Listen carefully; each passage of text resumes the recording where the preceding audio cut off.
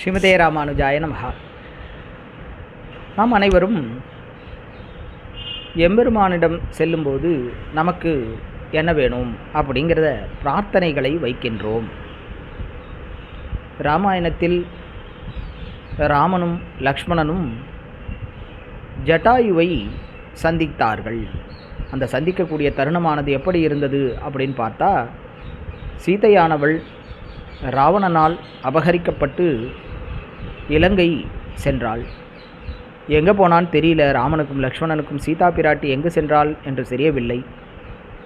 சீதா பிராட்டியை அபகரித்து செல்லும்போது ராவணனுடன் போரிட்டு ஜட்டாயுவானவர் ரக்கைகளை இழந்து இரத்த வெள்ளத்திலே இன்னும் சில நொடிகள்தான் உயிர் இருக்கும் அப்படிங்கிற ஒரு சூழ்நிலை. அந்த நேரத்தில் பார்க்குறா, நாமெல்லாம் பெருமானை பார்த்தோன்னே நமக்கு என்ன வேணும்னு பிரார்த்தனை வச்சோம். ஆனால் ஜட்டாயுவானவர் எப்போ ராமனை பார்த்தாரோ அவர் ஆயுஷ்மன் அப்படின்னு எம்பெருமான் நீண்ட ஆயுளுடன் இருக்க வேண்டும் அப்படின்னு வாழ்த்துகின்றார். பாருங்கோ, எப்படி முடியுமா இந்த ஒரு காரியம்ன்றது? எம்பெருமான் பலம் பொருந்தியவன், அவனுக்கு ஆயுசுன்றதே இல்லை, எப்பவும் இருக்க போகின்றான். இருந்தாலும் எம்பெருமானை பார்த்து ஆயுஷ்மன்னு, அதுவும் இறக்கும் தருவாயில் ஜட்டாயுவானவர் வாழ்த்துகின்றார். அதனால்தான் ஜட்டாயு பெரிய உடையார் அப்படின்னு புகழப்படுகின்றார். அதே காட்சி பெரியாழ்வார், அவருக்கு பேரே பெரியாழ்வார். அது வந்ததுக்கு காரணமே இதுதான். அவர் என்ன, பெருமானை பார்க்கின்றார்.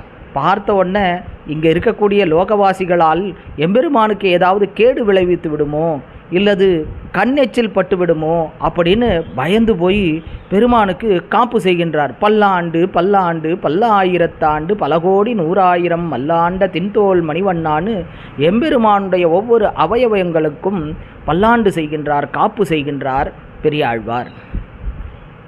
எம்பெருமானுக்கு எதுவும் நிகழ்ந்திராது. இருந்தாலும் அவர் மீது இருக்கக்கூடிய அந்த பரிவினால் எம்பெருமான் நீடூழி காப்புடன் இருக்க வேண்டும் அப்படின்னு பெரியாழ்வாரானவர் வேண்டுகின்றார்.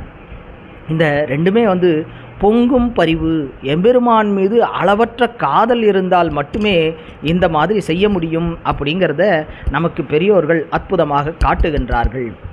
பெரியாழ்வாருடைய திருநட்சத்திரம் ஆனி சுவாதி நாம் அனைவரும் கொண்டாடுவோம். ஸ்ரீமதே ராமானுஜாய நமஹ.